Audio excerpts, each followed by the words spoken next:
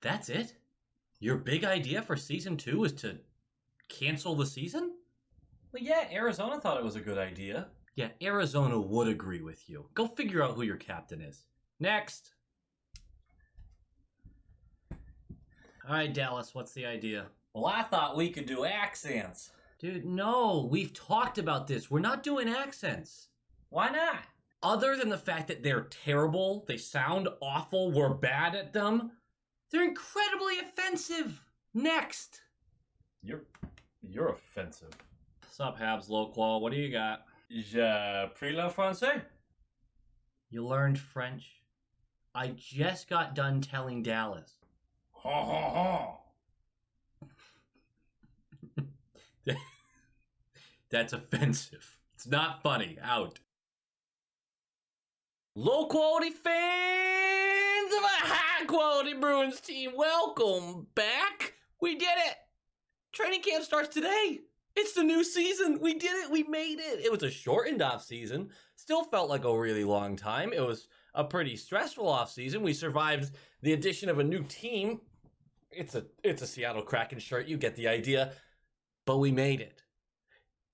Training camp starts today. The roster I'm going to put up in a moment. I want to break down all of the positional battles that are going to go on through this preseason. Players who I think have a chance to actually upset the projected roster. Players who we shouldn't even worry about unless there's massive injuries. This is the only reason they'll be coming up. And then players who are an absolute lock for their position. There's quite a few locks, but there's a couple interesting battles going on too. Before we get started, you know I don't really like doing this, but I did get invited to go on to a different podcast. I love going on different podcasts, but plugging stuff always feels weird to me. But give these guys a look. It's the Beehive Pod. Really fun. Brett, Kevin, and Shukri actually joined us as well as another special guest. Awesome guys, a lot of fun to talk to about the upcoming season, about the Rask situation, about what Studnicka might bring. Obviously, he's bulked up. There's been a lot of news about that. Check them out. I'm going to link the podcast below. Follow on Twitter, all that stuff. Follow me on Twitter. I love talking to you guys, and Twitter's the easiest place to be able to kind of go back and forth. Don't start a Twitter for that reason, though, because Twitter is awful. It's a terrible place. It's a terrible, terrible place. But if you're already on Twitter, throw me a follow. Like, comment, subscribe. Nailed it. Short Shift Pod. Also that. We just released a Short Shift Pod, the one that I'm usually co-hosting. What else is there? No, that's it. Season's starting. Look out for clickbaiters. They're everywhere, says the guy who just plugged 18,430. I'm going to bring this up, fully covering me so you can actually see it. Here is the preseason camp roster. The two PTOs are Aaron Ness and I believe Jack Doherty, although he's not listed as a PTO, I'm not really sure why that is the way it is. There was a little bit of controversy when this first came up because the list did not have John Moore on it.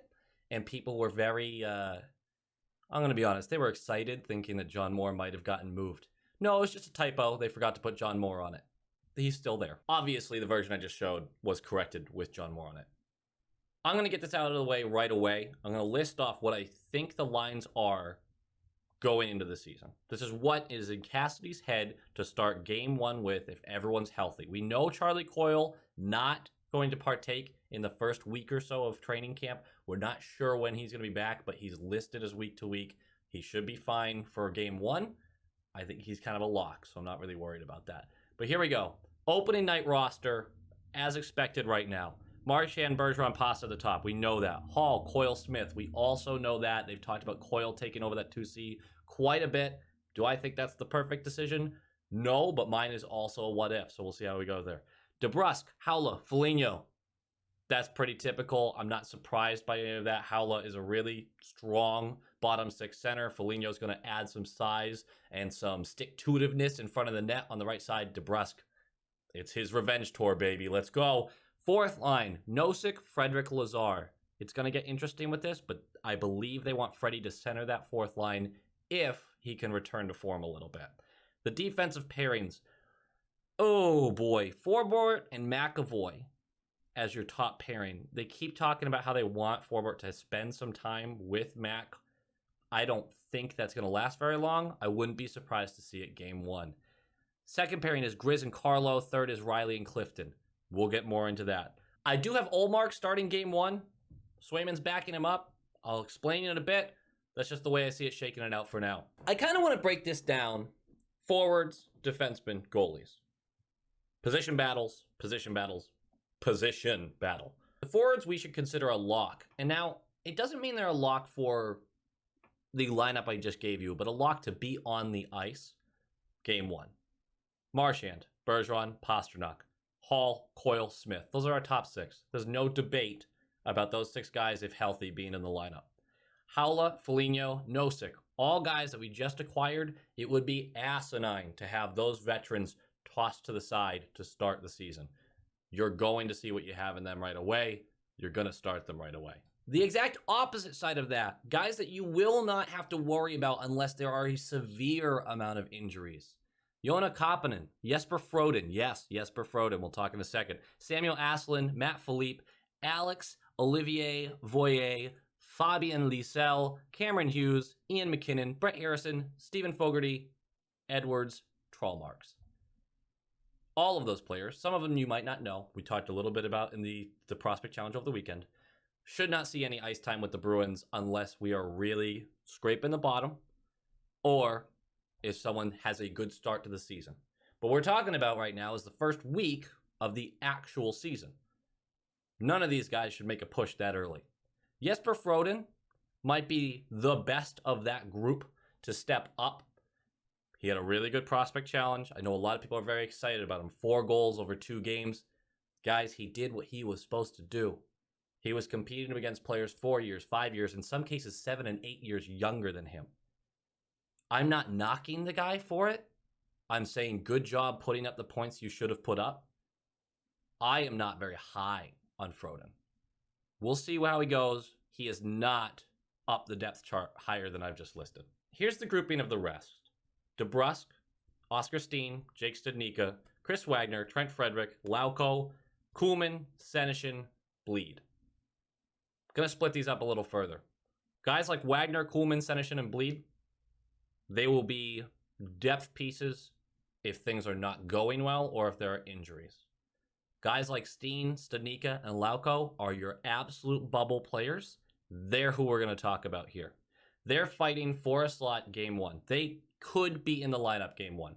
Without injuries, they could be in the lineup game 1. And that's who I really want to focus on because we have DeBrusk and Frederick who have those spots that they are going for. Now, Studnicka is the most interesting because Studnicka causes a domino effect. If Studnicka looks really good at the 2C role and actually gets that role to open the season, all that does to Coyle is bump him down to 3C, move Haula over to the DeBrusk spot, move DeBrusk down to the 4th line, move Nosek over to the center, and then Frederick's the guy who drops out. Did you follow all that? It's a lot. Frederick will be the odd guy out in all of these situations. Oscar Steen, another one I mentioned as the bubble player. If he makes it, DeBrusk stays on the 3rd line, Steen goes to center the 4th, or moves over to the left while Nosek centers the 4th. If Lauko makes it, DeBrusk gets moved down to the 4th, Nosek gets bumped into the middle, Frederick goes out. Frederick's going to be the odd man out every time. DeBrusk is the only other player who can lose his position, but he doesn't lose out on the lineup.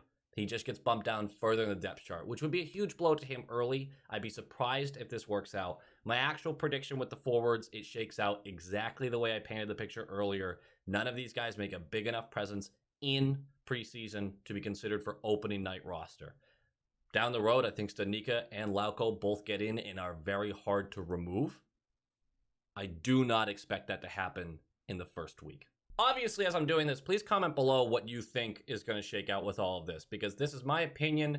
Obviously, I try to keep up with the chatter of the team as much as possible, but there is a lot up in the air with these forward positions. I just think because of all the veteran presence, it's really hard to remove anybody from the equation, especially if you really want to keep Frederick in the lineup. It might be surprising to see that I don't have Wagner even being considered for a role. He's 3 or 4 guys down. When injuries happen, it depends where in the lineup these injuries happen. If it's a 4th line role, absolutely, maybe Lauko gets stepped up. I know they don't really want to use Lauko in that role. They don't want DeBrusk to drop down to the 4th. They want to have a hard checking 4th. So maybe if you have a guy like Nosek go down, Wagner jumps up. Or, of course, Lazar or Freddie. it really depends on the positioning of these bottom six, who gets knocked out to injury first. Studnicka will spend such little time on the fourth line, if at all, this season. I really don't think they think that's right for him. I don't think that's right for him. He needs to be put around some guys who can help him build confidence, get a couple points going. I'm really high on Studnicka. He is not a bottom line guy. Outside of Froden, who's that next tier of like, all right, well, Kuhlman and Wagner and Bleed are struggling, or there's injuries throughout.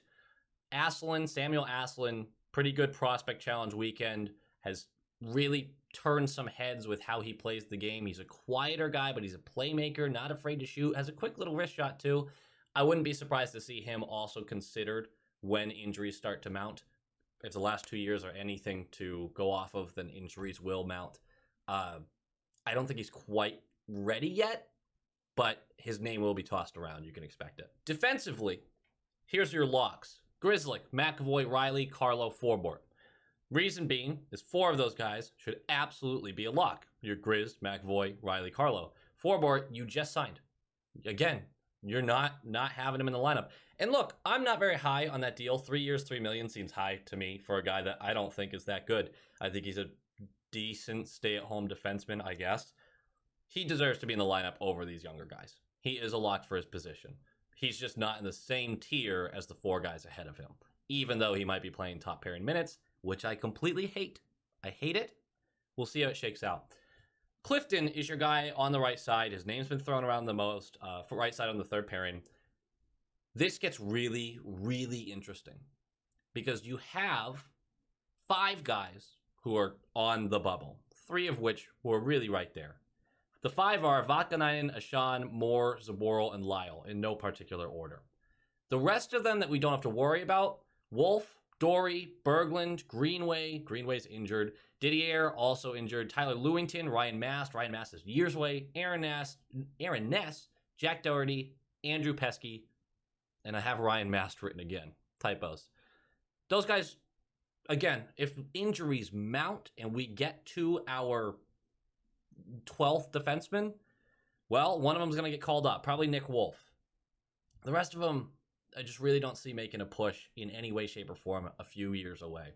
The reason this is such an interesting situation, if Derek Forbort starts on the top line and Riley gets moved down with Clifton, Riley's not the best defensive defenseman guy. And then you look at the other options, where you have Vakanainen, who's not really either. You have Ashan and Zaboral. Also, both of them are left defensemen. Again, not really big bodies. John Moore, who knows right now. I don't think he's being considered very high up over, especially the younger guys. Brady Lyle is the right D who has the bigger body, who's shown great flashes. I think that's a situation where if you want Forbort to play higher in the lineup, so you do keep him on the left side, he's a left shot, Lyle gets a bigger look. Now, if you're playing Forbort down the lineup, the bigger body, you have all these young, speedy guys that can go in on the left side because Forbort's been known to play both sides even though he shoots left. It's kind of a delicate situation, and it's kind of a crapshoot as well. Guys like Ashan and Zaboral, they're your first ones to get looked at. Lyle will be third. Vakanainen, still 22. I think they're waiting for him to mature a little more. I know people are really pissed off about how some of these younger defensemen are coming because it feels like they've been in the system forever. Vak's 22. That's still young. Ashan and Zaboral are 24 each. They need to make moves this year. They'll be the first guys to be considered, especially if you can pair them up with a bigger body at the bottom. Regardless, Clifton's your odd man out. I think that's pretty obvious. Here's how I see it shaken out. Forbort doesn't impress during preseason enough to get top line minutes with McAvoy. Forbort ends up going down to the third line and does get shifted to the right side because Zaboral is going to overtake Clifton. He will start on the left on the third pairing. That will be your defensive matchup. Grizz, McAvoy, Riley, Carlo, Zaboral, Forbort. Game 1. Against the Washington Capitals. No, wait. Against the Dallas Stars. Game 1 of the preseason Washington Capitals on Sunday, 5 o'clock. You'll get a game review of that as long as I can figure out how to watch it. How about the most interesting of the actual battles? There's got to be Swayman Olmark. Now, both of them are a lock for in the lineup. Absolutely. Kaiser is not there yet. Grosnick obviously was just kind of a depth pickup. I don't even know if Grosnick wins the top Providence job. Kaiser is right there. He's going to make a push. Not really sure about that one. Ullmark and Swayman. Neither one has the claim to seniority. Ullmark just got there. He's older, has a bigger contract. Great. Just got there. Swayman has played a dozen games. Neither one of them get to tell the other one what's going on. They're both going to be sitting there, learning from the coaches, doing their best. That's it. Whichever one looks better through preseason is going to get the start. You won't actually see them in the first couple games, likely. The first start will probably go to Kaiser in preseason, because usually we like to start with our third and fourth guys. Third guy. First couple preseason games, work our way into the actual goalies of the season for games 3, 4, 5, 6 for the preseason. Game 1 of the regular season, it's going to go to Ullmark. But not actually because he played better. I think they're going to be so even throughout, and they're going to look just so comparable on skill level that they're going to go with the bigger paycheck, which is easily Ullmark. I don't think Swayman's going to take that personally. I think being the younger guy actually helps him go, okay, I get it. Swayman knows he has every opportunity to take the starting job. I think we're going to start with a tandem. If Ullmark starts the first 3 games in a row, I would be surprised. I think it's very likely he gets the first game or 2, Swayman goes in. Then Ullmark, Swayman, Ullmark, Swayman. We're going to go back and forth like that. I'm okay with it, especially if both of them can stay hot, because we're seeing this whole, right before our eyes the past couple of years. Unless you're the Winnipeg Jets, you're allowing this tandem goalie situation. You're allowing them to relax, and it doesn't really matter about hot streaks anymore because goalies are able to maintain that level with a 3-day break, a 4-day break. Let them go a game in between. It's no problem, and you see how much better their numbers commonly are with a little bit of rest. I think we're in a really good situation with that. And if Tuukka Rask comes back, I am super okay with that. We'll see if it works with the money, but it'd be foolish not to bring that guy back as an emergency break glass kind of guy.